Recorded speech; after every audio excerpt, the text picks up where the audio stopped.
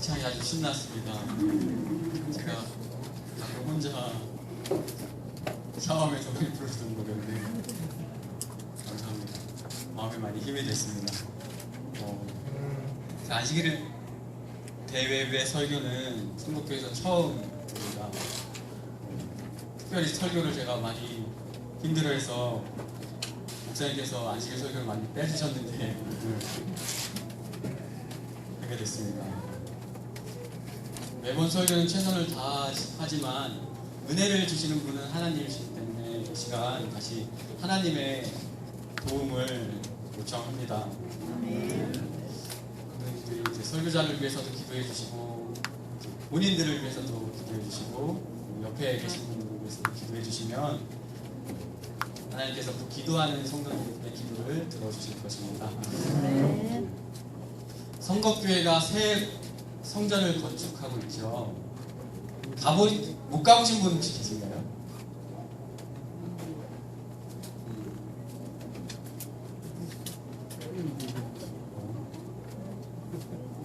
다 가보셨나요? 가봤어요? 눈 피한 고개 돌리는 이름이 좀 유리 가봤어요? 네. 그럼 저희 다 가봤네요. 저희 그러면 어느 정도 지금 올라가고 있는지 아세요? 어디 올라가죠? 네, 우측, 네, 성전층 마지막 층 올라가고 있죠. 저희가 오랫동안 꿈꾸고 네, 기도했던 성전이 이제 잘 지어지고 있습니다. 성전이 지어지면 똑같은 일들이 이제 많이 일어날 것 같아요. 우리 이제 어린이부터 시작해서 소년들, 청소년들, 청년들, 어르신들까지 다 많은 봉사를 받게 될 겁니다. 그리고 하나님 사랑의 빛이 새 성전을 통해서 흘러나가게 될 것입니다. 바라기는 이제 그 새 성전이 선거에는 없어서는 안 될 교회가 됐으면 좋겠습니다.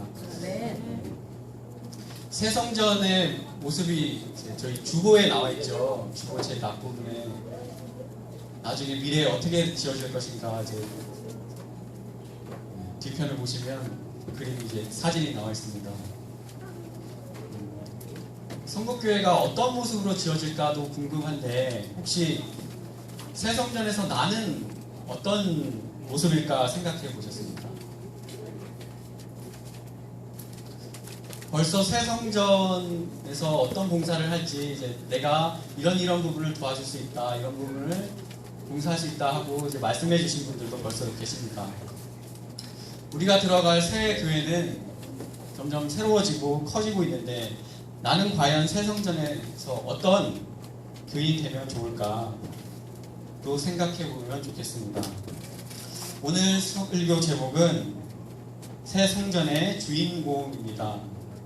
그래서 이 시간이 새 성전에 들어갈 저희 모두에게 도움이 되는 시간이 되었으면 좋겠습니다. 오늘 함께 볼 성경은 본문은 시편 24편입니다. 전체를 볼 것입니다. 시편 24편입니다.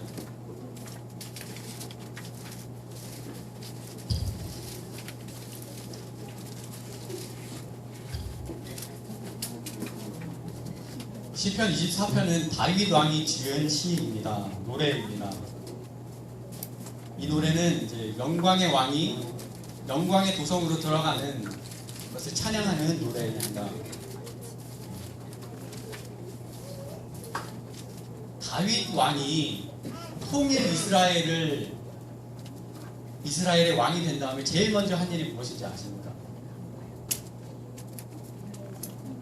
24장 보기 전에 사무엘하 5장을 보겠습니다. 사무엘하 5장입니다. 5장 책 있으신 분들은 펴주시고요.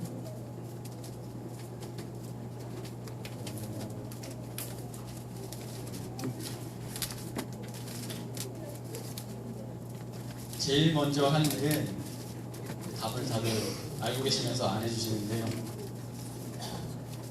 바로 통일 이스라엘의 수도를 정하는 일이었습니다. 그래서 하나님의 백성을 어떻게 하면 잘 다스릴까 생각하다가 그 일을 제일 먼저 시작했는데요. 11절, 12절 다윗이 어떤 생각을 가졌는지 여기 잘 나타나 있습니다. 그 땅을 정복을 해서 원래 살던 이방인들을 몰아내며 11절입니다. 두로 왕 히람이 다윗에게 사절들과 백향목과 목수와 석수를 보내매 그들이 다윗을 위하여 집을 지으니 12절입니다.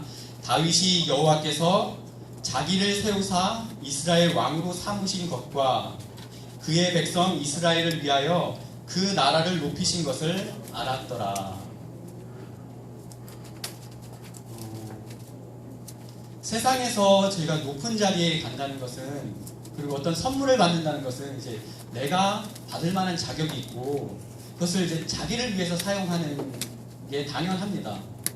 그런데 다윗은 지금 왕이 됐고 자기가 왕이 되자마자 주변 국가에서 여러 가지 선물들을 주고 또 집도 지어줬는데 이게 누구 때문이라고 얘기합니까?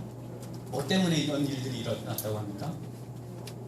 바로 하나님의 백성을 위해서 내가 왕이 된 거구나. 하나님의 백성을 위해서 이제 이스라엘이 영광을 받는구나라는 생각을 가졌습니다.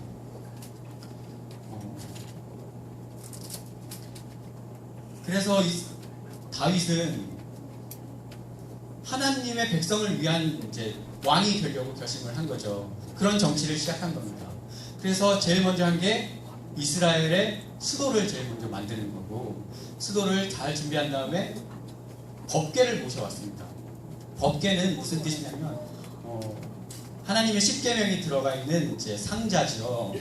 법궤, 하나님의 여호와의 궤라고 하는데요. 그것은 광야에서 40년 동안 이스라엘 백성들과 함께 지내왔던 것이고, 그동안에 이스라엘 백성들을 지키고 보호하고 또 적들을 무찌르면서 승리로 이끌어 주시고, 그리고 하나님의 백성을 마침내 약속의 땅까지 인도하던 역할을 했던 게 바로 법궤였습니다. 법궤가 그러니까 하나님의, 보이지 않는 하나님의 임재를 상징하는 것이었죠.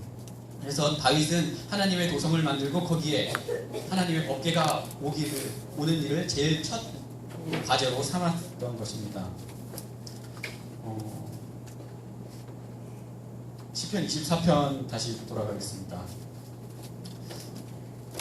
다윗 왕이 지은 시편 24편은 드디어 하나님의 도시 예루살렘 성을 건설하고 하나님의 법궤가 이제 들어올 때 그 법궤가 들어오는 걸 환영했던 노래였습니다.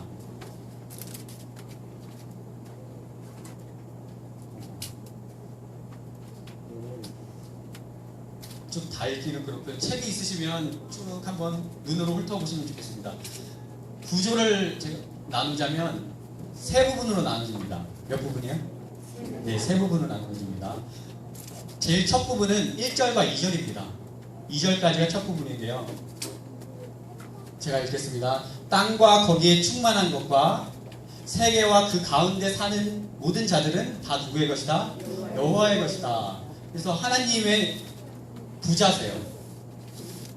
세상에 있는 모든 것들이 다 하나님의 것이라는 것을 얘기합니다. 2절 읽겠습니다. 여호와께서 그 터를 바다 위에 세우시며 강들 위에 건설하셨다. 하나님께서는 우리 물 위에 뭘 지을 수 있나요? 견고하게 지을 수가 없죠. 언제나 이제 흔들려버리고 언제나 떠내려갈 수 있는 것이고, 그런데 하나님께서는 이 모든 세계의 터를 그럼 물들에 건설하셨던 분으로 얘기합니다. 그분의 불가능한 것이 없는 하나님, 전능한 하나님을 얘기를 하고 있습니다. 예, 첫 번째 부분은 모든 것을 가지신 분, 그리고 불가능한 것이 없는 전능한 하나님을 첫 부분에서 얘기를 했습니다. 마지막 부분은 부터 할 건데요. 7절에서 10절입니다. 네, 감사합니다. 교독하겠습니다. 남자분들이 뿔수절을 읽어주시고요. 여성분들이 짝수절을 읽으면 좋겠습니다. 7절 남자가 읽겠습니다. 시작. 문들아 너희 머리를 들지어다. 영원한 문들아 들릴지어다. 영광의 왕이 들어가시리로다. 공능한 여호와시요 전쟁에 능한 여호와시로다. 문들아 너희 머리를 들지어다. 영원한 문들아 들릴지어다. 영광의 왕이 들어가시리로다. 영광의 왕이 누구시냐? 만군의 여호와께서 곧 영광의 왕이시로다. 이 마지막 후렴 부분이 분명하게 이제 하나님의 법궤가 시온성 예루살렘으로 들어갈 때 이제 서로 화답하면서 찬양했던 노래였습니다. 여기서는 어떤 하나님을 소개하고 있습니까? 영광의 왕. 영광의 왕이 누구시죠? 네, 여호와 하나님인데, 네, 강하고 능한 하나님, 전쟁에 능한 하나님, 그리고 10절에 만군의 여호와. 그래서 전쟁과 관련된 하나님의 능력을 아무것도 하나님을 이길 수 없다. 여기서도 분명히 하나님은 전능한 하나님, 하나님의 능력을 강조하고 있는 것을 봅니다. 이제 저희가 빠뜨렸던 부분 3절에서 6절을 보겠습니다.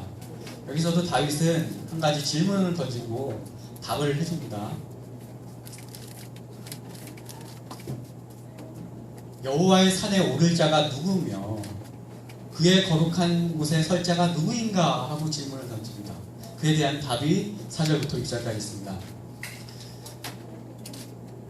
곧 손이 깨끗하며 마음이 깨끗하며 뜻을 허탄한 데 두지 아니하며 거짓 맹세하지 아니하는 자가 어디에 설 자라고요?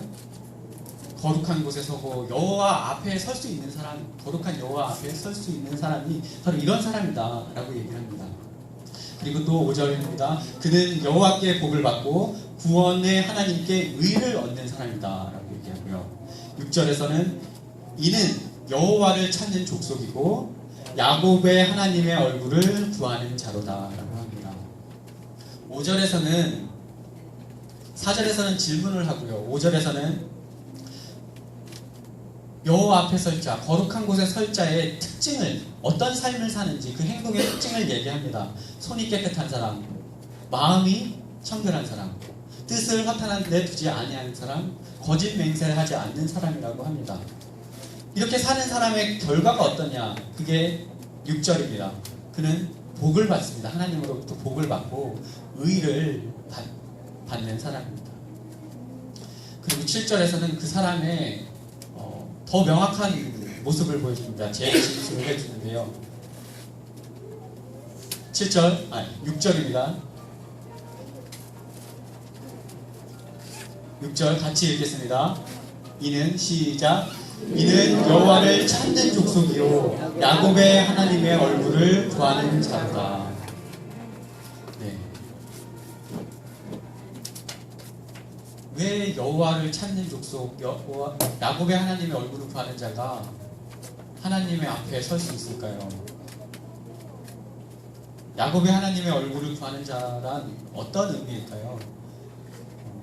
야곱과 하나님에 관련된 이야기를, 대표적인 이야기를 하겠습니다. 야곱이 있죠. 야곱은 쌍둥이였어요. 모르시는 분들이 있을 것 같아서 제가 이야기를 다 하기로 결심을 했습니다. 네. 에서와 야곱은 쌍둥이였어요. 아버지는 이삭이었고 어머니는 리브가였습니다. 임신이 오래도록 안 돼서 하나님께 기도를 했을 때 하나님께서는 잉태하게 해주셨고 그 속에 해주셨는데 이제 뱃속에서 막 난리가 난 거예요. 그냥. 그래서 이게 무슨 일인가 하고 하나님께 여쭤봤더니 천사가 이제 얘기를 해줍니다. 창세기 25장 27절입니다.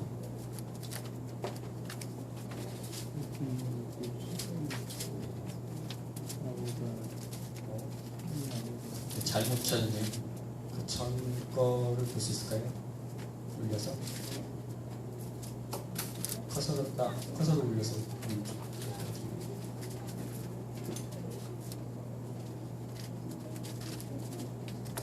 장을 창세기 27장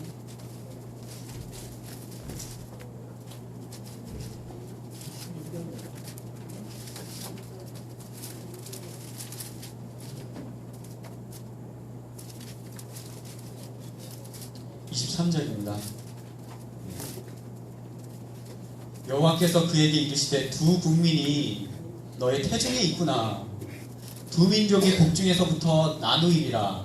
이 족속이 저보다 강하겠고 큰 자가 어린 자를 섬기리라. 네.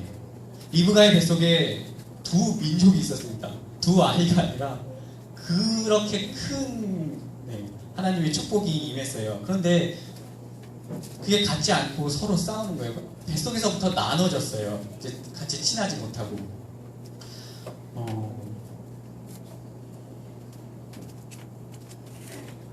제 형제 얘기를 좀 하겠습니다. 제 남동생, 1살 어린 남동생 규남이가 있습니다. 지금 키도 거의 저랑 비슷한데 제가 계속 더 큽니다. 한 1, 2mm는 더 큰 것 같아요. 다행히 동생이 어릴 적부터 자꾸 크려고 자기 더 클 거라고 했는데, 둘이 같은 점보다 다른 점이 너무 많아요. 얼굴도 너무 안 닮아서 제가 이제 대학 같이 신학과를 다녔거든요. 신학과 이제 대학교 4학년을 같이 다녔는데, 제가 4학년 때쯤 돼서 이제 동생들이 이제 학과 후배들이 이제 저한테 와서 놀라는 식으로 얘기를 하는 거예요. 오빠, 규남이 오빠랑 형제였어요? 이렇게. 그러니까 형제인 줄 몰라요. 그 정도로 이제 같이 이제 막 있어도 제가 뭐 친하게 안 돼서 그런지 모르겠지만 잘 모를 정도로 외양도 달랐고요. 동생은 또 식탐이 있고 살이 또 잘 쪄요. 어렸을 때 이제 사진을 제가 받은 게 몇 달 전에 받은 게 있는데, 거기 보니까 이제 동생은 항상 뭘 들고 찍더라고요. 입에 항상 대고 찍고 이렇게 그런 사진들이 많이 남아 있더라고요. 그 많은 사진들이. 저는 뭐 대고 있는 게 거의 없고요. 근데 저는 또 이제 살이 잘 안 찌는 편이고요. 이제 살도 이제 밖에 나가서 놀면 저는 빨갛게 타는데 동생은 까맣게 타요. 저는 이제 겨울 되면 이제 다 회복이 되거든요. 탔던 게. 근데 동생은 그 여름을 잘 보내야 됩니다. 안 그러면 계속 제가 놀렸던 게 이제 아프리카인이라고 검둥이라고 이렇게 했던 게 기억납니다. 근데 동생은 또 활달하고 또 사교적이에요. 근데 저는 뭐라고 표현을 해야 될까요? 소심하다고요? 사교적이고 저는 좀 사고적이고 그런 말이 있는지 모르겠는데, 이렇게 저는 말장난을 좀 하고요. 동생은 몸개그를 합니다. 몸으로 이제 막 사람들을 재밌게 해줘요. 달리기를 해도 이제 저는 오래 멀리 뛰고요. 동생은 짧게 빨리 뛰어요. 장거리형, 단거리형. 또 학교에서 이제 대학교 때 제가 발견한 건데, 쉬운 것도 어렵게 처리하는 게 저예요. 동생은 어려운 것도 쉽게 처리해요. 과제 같은 걸 해보니까 알겠는데, 제가 뭐 3일 걸리고 일주일 걸릴 과제를 동생은 뭐 한 2시간 아니면 반나절 하루면 다 끝내는 거예요.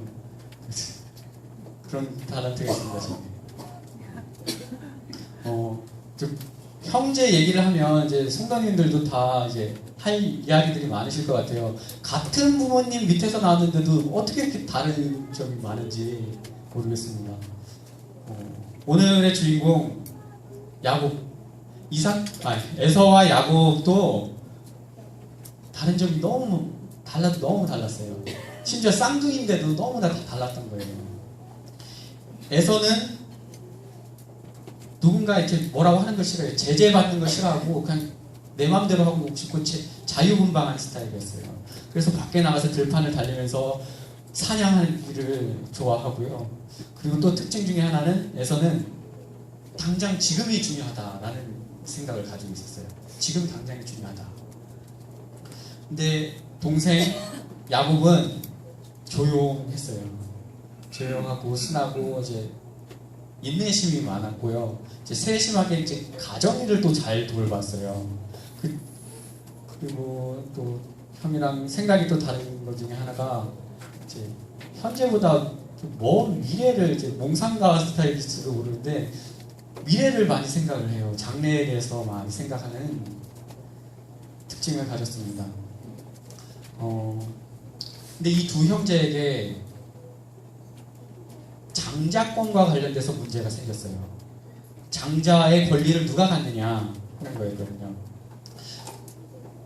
동생인 야곱도 이 장자권을 가지고 싶었어요. 나도 장자의 특권을 좀 가지고 싶다, 축복을 누리고 싶다, 이렇게 그거에 대해서 소원이 너무 깊었어요. 그런데 에서는 막상 장자이면서도 귀찮아하는 거예요. 그런 거 좀 안 했으면 좋겠다 라고 생각하는 거예요. 장자권에는 당시에 이제 어떻게 퍼져 있었냐면, 장자는 이제 종손이라고 하죠. 종같이 되는 거예요. 그래서 뭐 집안일에 대소사에 이제 관여하고 그것을 처리하는데 주도권을 가져요. 그런 장점이 있었고, 또 하나는 형제들한테 부모님이 유산을 나눠줄 때 다른 형제들의 두 몫을 재산으로 받게 되는 이런 특권이 있는 거예요. 이런 게 대부분이 가졌던 그 장자의 특권이었습니다. 그런데 이제 야곱과 에서에게는 이 외에도 장자의 권한, 장자의 축복에 대해서 또 다른 것들이 있었는데, 할아버지 누구였죠? 할아버지 아브라함이 이제 하나님과 언약을 맺게 되면서 이제 이 장자권에도 신앙적인 부분, 영적인 부분이 들어가게 된 것입니다. 그래서 이들에게는 장자가 되게 되면 하나님과 이제 가족들의 대표자가 됐어요. 바로 제사장이 되는 거죠. 그리고 또 하나는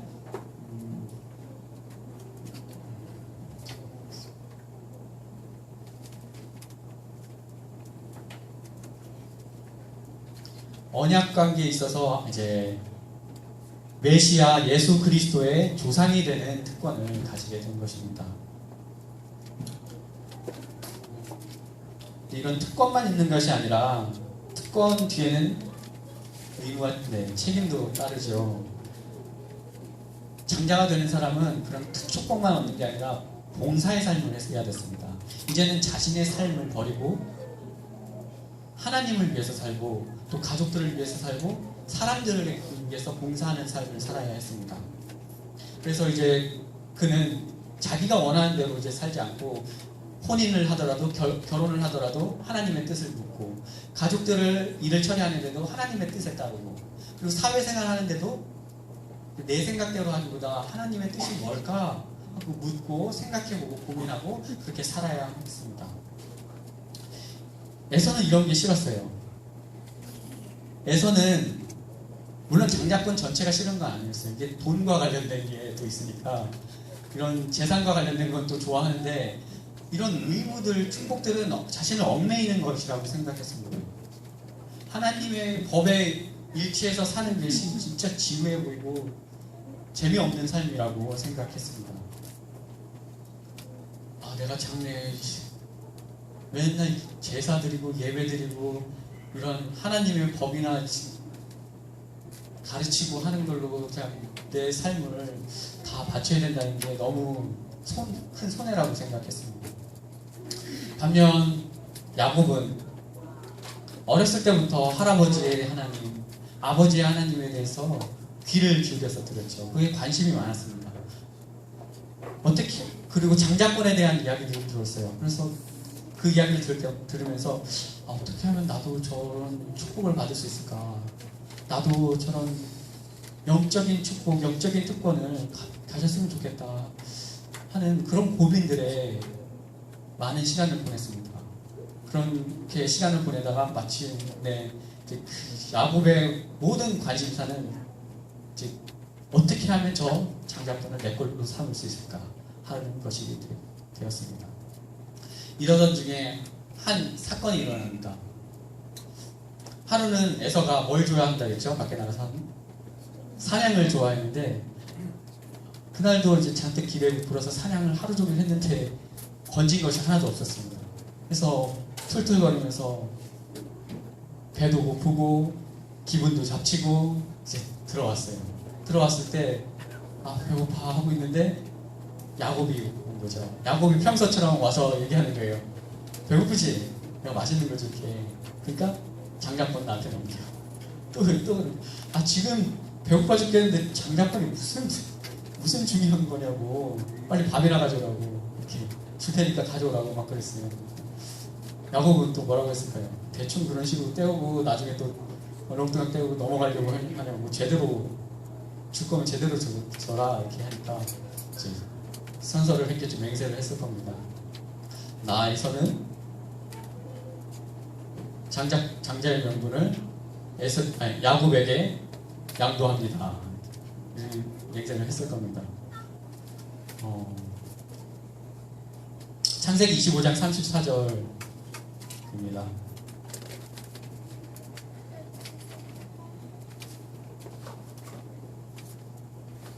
창세기 25장 34절입니다.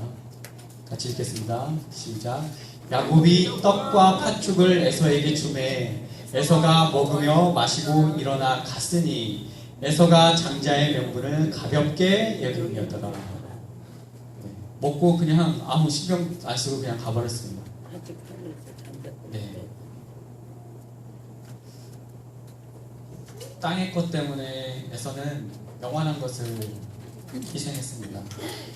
영원한 복을 순간적인 만족과 바꿨습니다. 그리고 에서는 또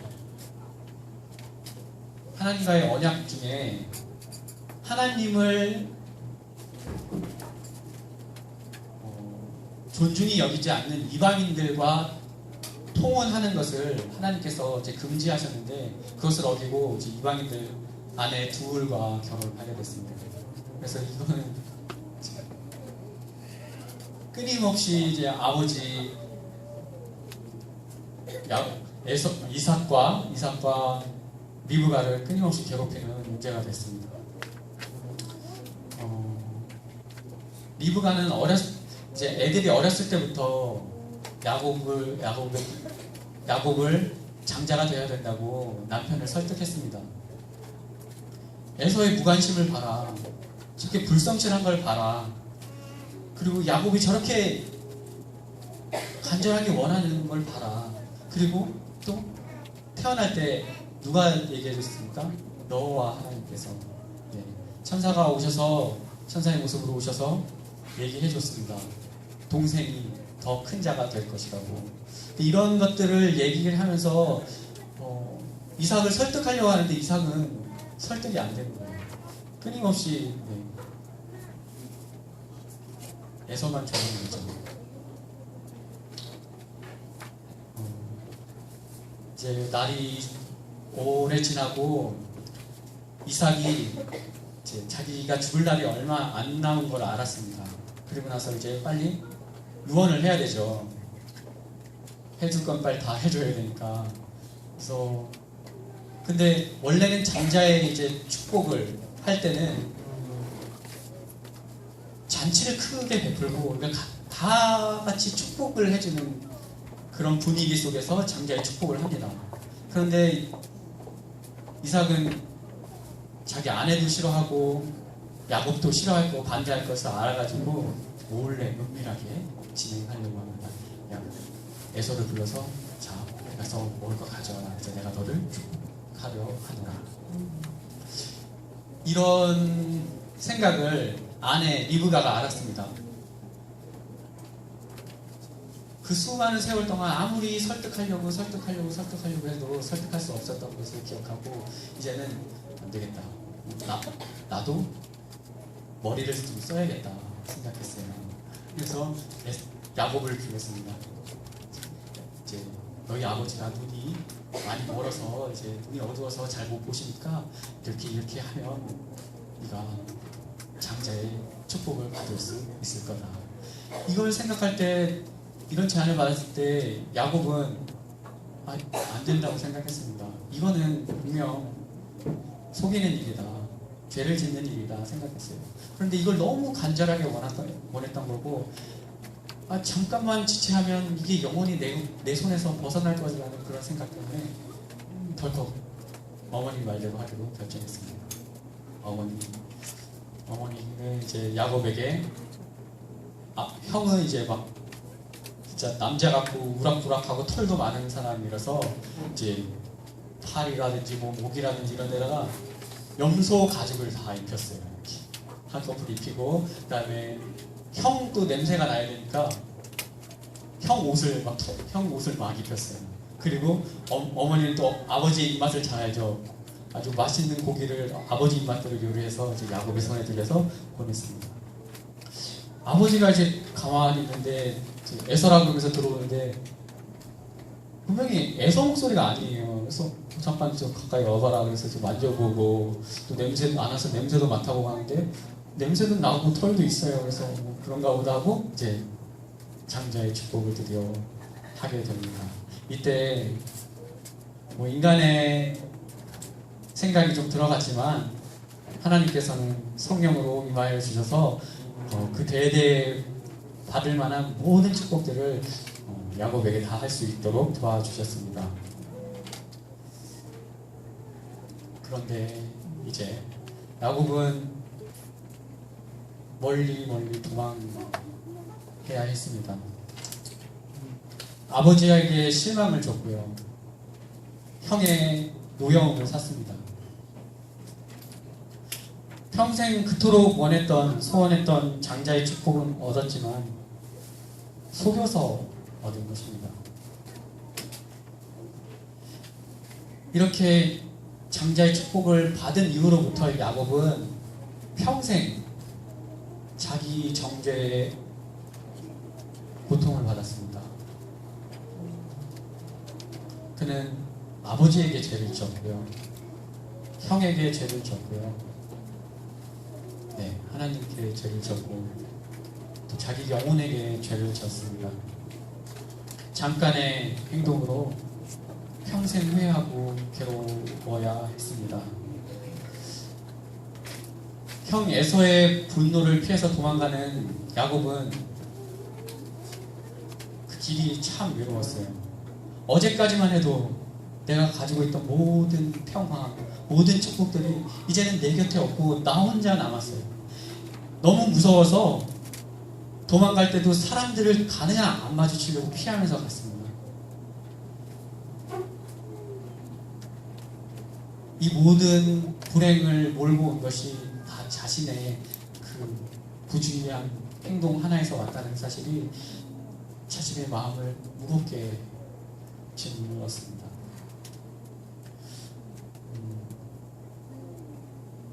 기도할 용기조차 나지 않은 그때, 그러나 그때만큼 하나님의 임재가 간절했던 적은 없었습니다.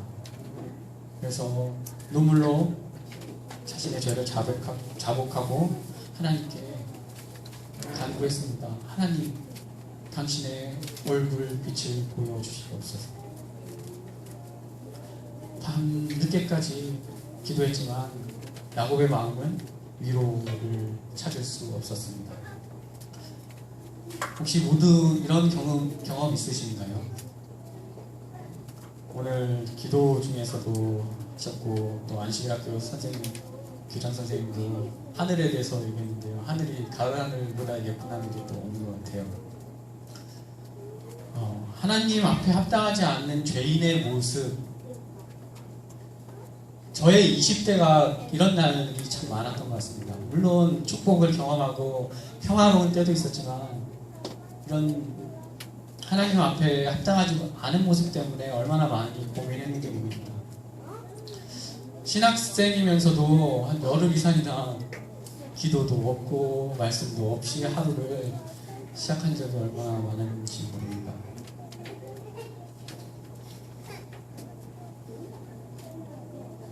그럴 때 저는 오늘같이 하늘이 예쁜 날이면 고개를 들 수가 없었어요.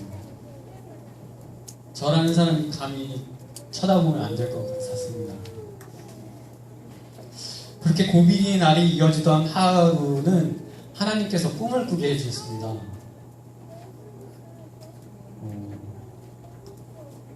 검정색 고무보트 같은 거였고요. 거기 사람들이 이렇게 탔어요. 바퀴는 없는데 이게 공중에서 한 30cm, 50cm 떠서 이렇게 잘 가더라고요. 어느 길을 가냐면 그 어두운 숲길을 갔어요. 고속으로 가는데 이제 다 캄캄하죠. 이제 컴컴한데 이제 바닥에 간혹 그 황금 빛나는 황금 돌이 이렇게 막 박혀 있었어요. 그 길 가는 길에.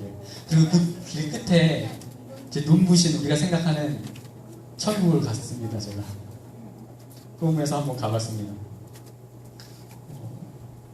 진짜 넓은 들판, 평화로운 들판, 밝은 들판에 335 흰 옷을 입은 성도들이 이제 이렇게 모여 앉아 있었고요.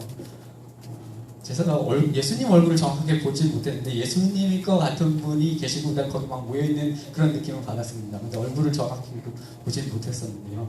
그리고 이제 한켠에 어떤 이제 한 장소가 이렇게 있었어요. 들판 가운데 선거 투표 이제 하는 알죠? 천막 같은 거 이렇게 하얀색 그런 거 비슷하게 생겼던 것 같습니다. 거기 이렇게 줄을 이렇게 사람들이 서 있더라고요. 그래서 뭐 하는 데죠 하고 저도 가서 이제 궁금해서 가서 줄을 섰는데 거기가 뭐였냐면 세수하는 데예요. 세면대예요. 거기서 이제 눈물을 씻는 곳입니다. 여기가 세상에서 이제 죄 때문에 슬펐던 모든 눈물을 거기서 다 씻는 거예요. 그래서 저도 거기서 이제 줄을 서서 제 차례 돼서 얼마나 이렇게 많이 씻었는지 모릅니다. 너무 감격스럽고 하나님께 감사하고 분에 넘치는 그런 특권을 주신 하나님께 감사하면서 눈물을 많이 씻었습니다. 이렇게 예수님께서는 저를 위로해 주셨던 적이 있습니다. 창세기 28장 12절에서 15절입니다. 도망자 야곱, 절방 속에 갇혀있던 자 야곱, 죄책감 때문에 하나님께 버림받았다는 그 느낌 때문에 괴로워할 때 하나님은 도망자 야곱, 사기꾼 야곱에게 한 꿈을 주십니다. 함께 읽겠습니다. 꿈에 시작. 꿈에 본즉 사닥다리가 땅 위에 서 있는데 그 꼭대기가 하늘에 닿았고 또 본즉 하나님의 사자들이 그 위에서 오르락 내리락 하고 또 본즉 여호와께서 그 위에 서서 이르시되 나는 여호와니 너의 조부 아브라함의 하나님이요 이삭의 하나님이라. 네가 누워있는 땅을 내가 너와 네 자손에게 주리니 내 자손이 땅에 티끌같이 되어 내가 서쪽과 동쪽과 북쪽과 남쪽으로 퍼져나갈지며 땅의 모든 족속이 너와 내 자손으로 말미암아 복을 받으리라. 내가 너와 함께 있어 네가 어디로 가든지 너를 지키며 너를 이끌어 이 땅으로 돌아오게 할지라. 내가 네게 허락한 것을 다 이루기까지 너를 떠나지 아니하리라. 그날 밤 하나님의 얼굴을 구했던 야곱은 꿈에서 하나님의 약속을 받습니다. 분에 넘치는 약속을 받았죠.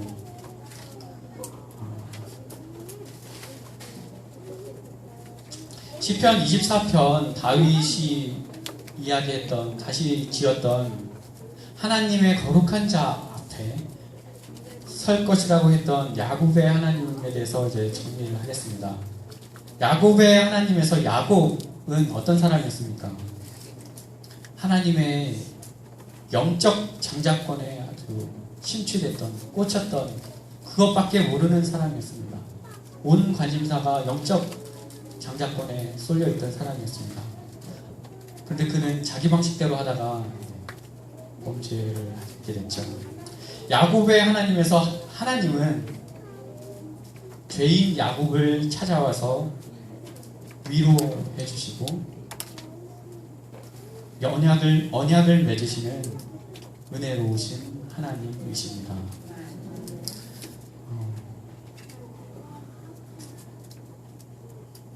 시편 24편을 통해서 다윗이 하고자 했던 이야기는 뭘까요? 다윗 왕이 이스라엘의 수도를 정하고 하나님의 임재의 상징인 율법을, 법궤를 모셔오고 다윗은 하나님의 백성들에게 뭘 말하고 싶었을까요?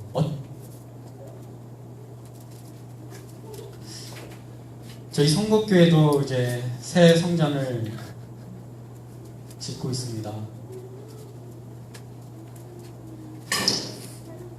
처음에 비전 위원분들께서 어디에다가 지으면 좋을까 기도하시면서 이곳저곳 선거의 주변에 여러 곳을 기도하시면서 찾으시고 저희 드디어 터를 잡았습니다.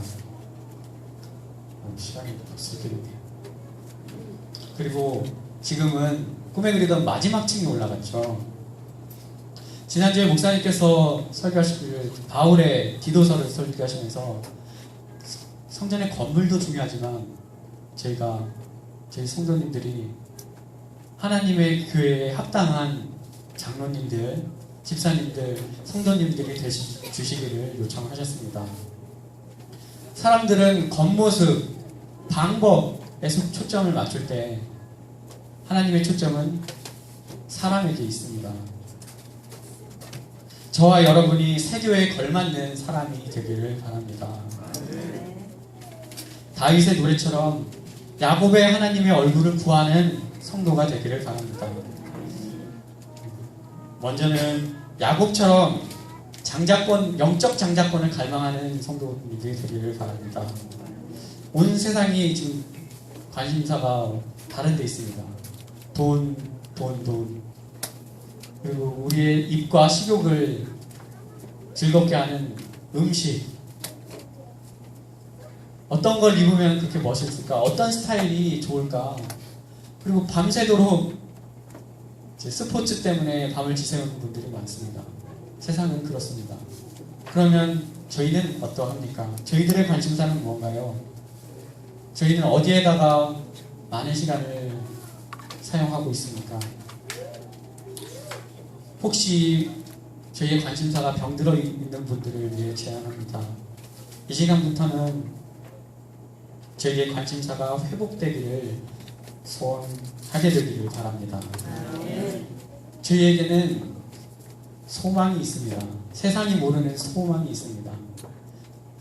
전 인류가 소원을 해왔습니다. 소망해왔습니다. 각 시대의 모든 사람들이 갈망해왔던 것이 있습니다. 그러나 그 답을 저희는 알고 있습니다. 야곱의 하나님, 예수 그리스도께서만이 우리의 마음을 온전히 채우실 것입니다.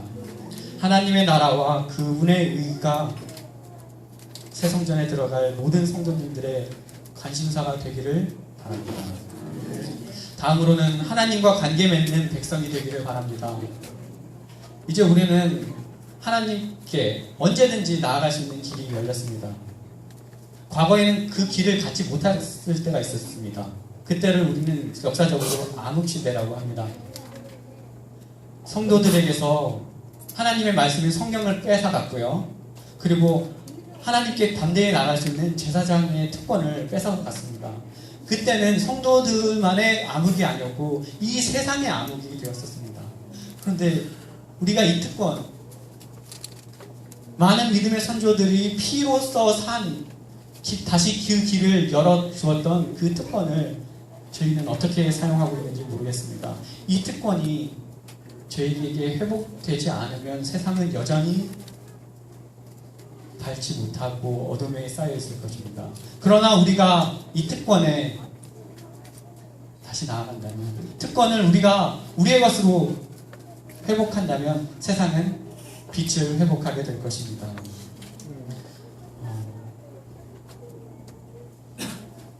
하나님과 사귀고 이야기하고 서로 뜻을 교환하고 의지하는 관계, 협력하는 이런 특권을 저희가 다 누리게 되기를 바랍니다. 네. 아주 기본기지요. 이거는 하나님과 교제하는 것, 성도들의 기본기지요. 오늘 오후부터 또 이것을 위해서 제자훈련반이 개설되는데요. 마무리하겠습니다. 영적 장자인 성도들의 삶에는 어떤 자신만의 특별한 삶이 없습니다. 자신은 없고 이제 봉사의 삶이죠. 하나님밖에 모르는 삶. 봉사밖에 모르는 삶이 영적 장자인 성도들의 삶입니다. 자신의 삶은 뒤로하고 하나님을 섬기고 사회와 가족에게 봉사합니다. 거기에 참된 만족이 있고 거기에 참된 힘이 있고 능력이 있습니다. 성경이 이제 얼마 뒤면 완성됩니다. 이제 임시 거처인 여기에서 옮겨서 저희는 새 성전으로 돌아가게 될 것입니다. 저희 모두가 그 새 성전, 생명을 흘려내보는 비전을 가진 그 새 성전에 예수님과 함께 주인공이 되시기를 바라면서 오늘 말씀을 드리겠습니다.